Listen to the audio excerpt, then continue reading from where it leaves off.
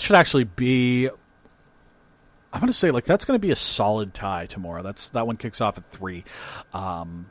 Should be a real one to watch. I think Croatia will probably be a little bit too much, but we'll get into predictions in a moment. Not that they've been worth a damn. Sweden over Switzerland 1-0. I mean, that was kind of the game that I was kind of ambivalent about. I didn't really care too much about. As I understand it, I didn't actually get to catch it. I was busy at the time of the game. I believe I was working. As I understand it, it was kind of cagey. It was kind of, it was a 1-0. And then, man, shocker of the tournament in a lot of ways on penalties. England beats Colombia 4-3 on penalties. Absolutely wild. That's the first time that England has ever won a penalty shootout at a World Cup. The crazy thing about this was, like, I was unable to watch the game, but I was able to listen to it. So I was listening through like a radio app, listening to the TSN stream, which was in turn actually a BBC stream. I then went back and actually watched the actual penalty shootout. The first player to miss for England was Jordan Henderson, captain of Liverpool. Heartbreaker for me as a Liverpool fan. But it ended up being Eric Dyer who scored the decisive penalty for England. I have no idea how the Colombian keeper, whose name I always forget, he's the backup keeper for Arsenal. His name is gone from my head. I have no idea, though, how he saved Henderson's but didn't save Dyer's. It's just one of those weird things. But, I mean, this whole World Cup has been real strange. So, right now, like I said, we're 30-something minutes into Uruguay-France. I think I'm going to say Uruguay for this one.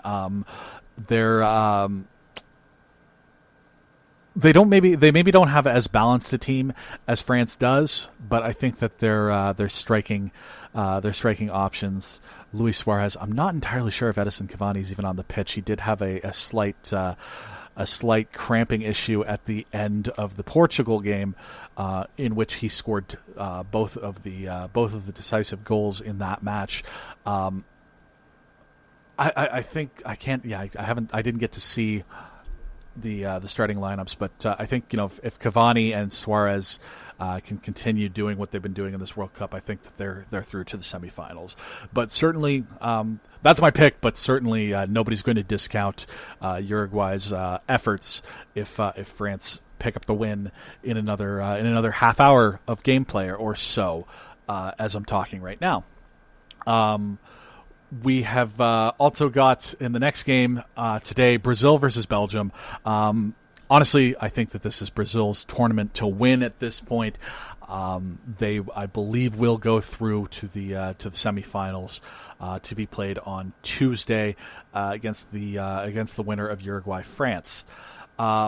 On the other side of things, Russia versus Croatia. I think this is where the host nation's fairy tale comes to an end. I think Croatia's overall a very strong team. They've got a great midfield. They've got a defense that, Dejan Lovren is not maybe the darling of the Premier League. As a Liverpool fan, I know that better than most. But I think that he is absolutely bossing it in terms of defense at this World Cup. I think that they're doing real good, Croatia. So I'm tipping them tomorrow in the late kickoff to beat Russia. The winner of that match will then go on to face the winner of Sweden versus England, which is the early match tomorrow. I mean, I think it'll be England. But by the same token, you really can't discount anything happening in this tournament. Sweden are more than happy to allow their opponents to have possession and then hit them on the counterattack. England kind of are set piece specialists. It's how they do things. They didn't look particularly crisp through great portions of that Colombia game. Certainly, Colombia just needed one chance in order to even things up. It literally in stoppage time.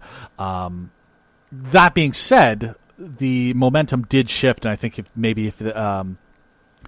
extra time had been another 5 minutes, you would have seen England pull ahead in extra time rather than having to go to penalties. But I don't know. This one should be an interesting one, if nothing else.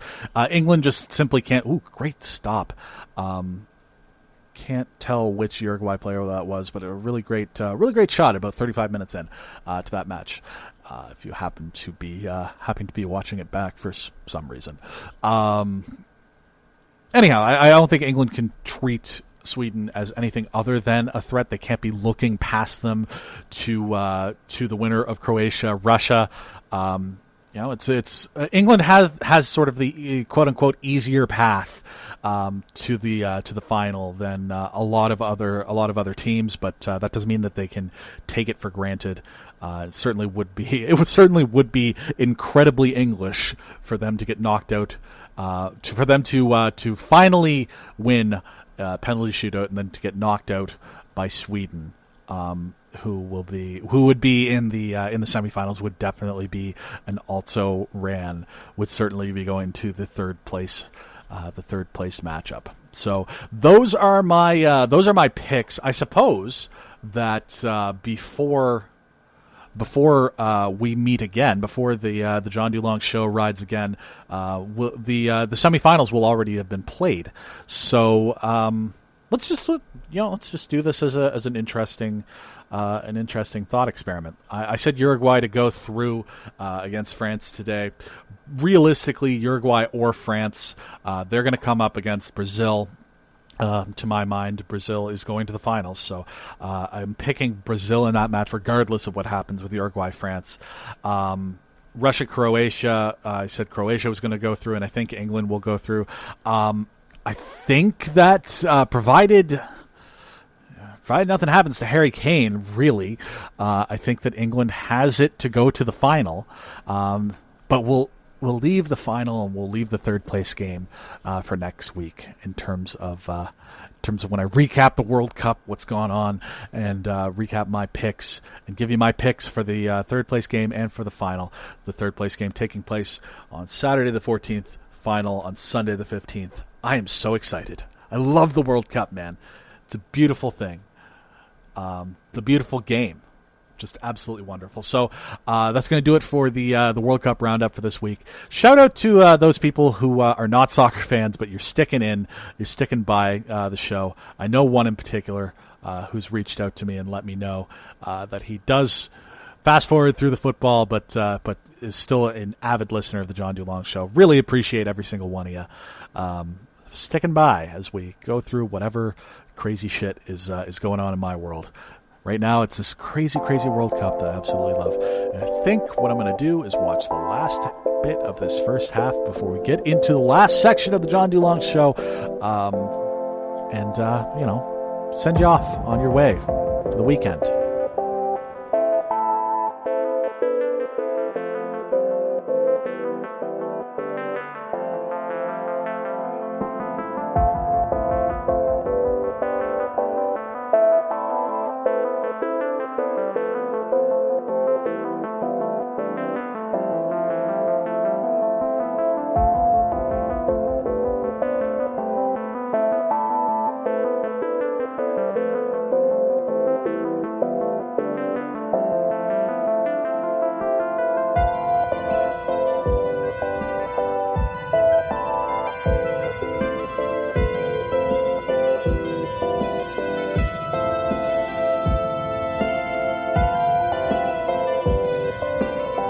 Well, the dramatic irony of this show when I'm paying attention to a football game in the midst of recording is, of course, you know what the score is. You can easily look it up right now. We're at the half in my world, and France so far making a fool of me, going up 1-0 off of a corner. Raphael Varane, really nice header.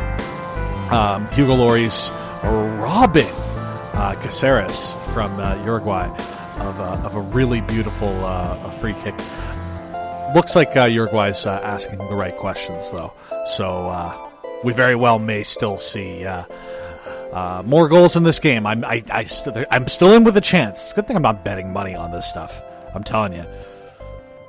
I would be a terrible... Like, I don't really do any sports betting. I would be terrible at it. Like, absolutely awful. I don't know. Just real strange. Just a little piece of what I consider to be good news.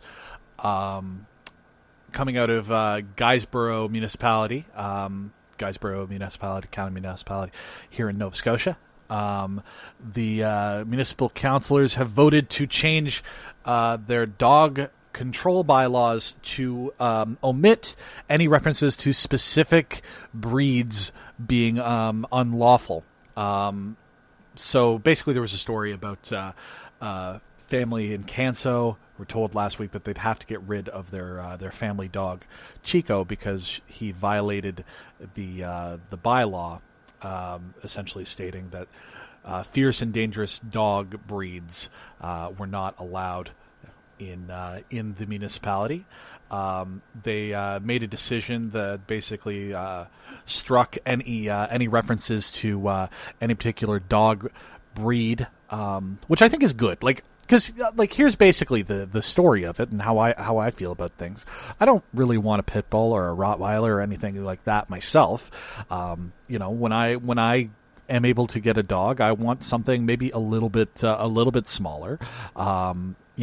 When we had dogs, I mean, my folks still have one of the two dogs that we had. We had smaller dogs. They were both Shih Tzu mixes, and Maxie is a Shih Tzu Terrier, and she's a little tiny puppy baby girl, even though she's like 10.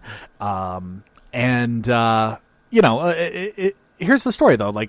My sister's dog, my younger sister Katie, her dog Lincoln, is a pitty, and he is just the sweetest boy. He's just a big old sook, and he can play rough, but he's not gonna bite your face off just for the hell of it. You know what I mean? He might in the course of playing, he might bite you or whatever, but he's gonna immediately feel bad about it, right? Meanwhile, I've seen Chihuahuas in particular, the tiniest of dogs. My older sister's Chihuahua, Anne's Chihuahua, Stella. She's a pretty well-tempered dog. She likes to poop on the carpet, but beyond that, she's a pretty well-tempered dog. But the smaller dogs I've seen that I've been more frightened of than larger dogs. Frankly, I was always a little bit wary around larger dogs when I was a smaller human, just because I didn't like an animal that could overpower me, being in my life. But you know what? Honestly, like I said, Lincoln is he's just the sweetest boy, and I can't imagine how policing particular dog breeds is at all beneficial?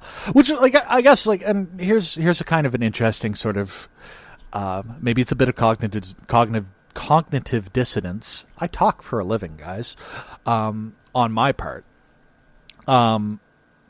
because I think that there should be stricter, say, gun controls.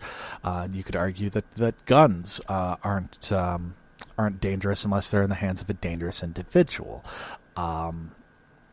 But I think by the same token, though, as long as there's regulations, there's rules, there's laws in place that deal with bad actors, that deal with people who don't control their animals in a particular way, who don't raise their animals to be obedient and docile and domesticated, quite frankly.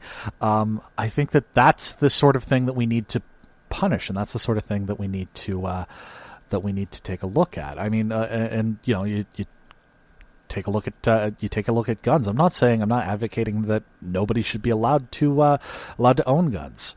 I'm just saying that there should be reasonable checks and balances in place. That went to a weird place. Wasn't expecting to talk about dog breeds and relate it to gun control, but that's what sometimes happens on the John DuLong Show.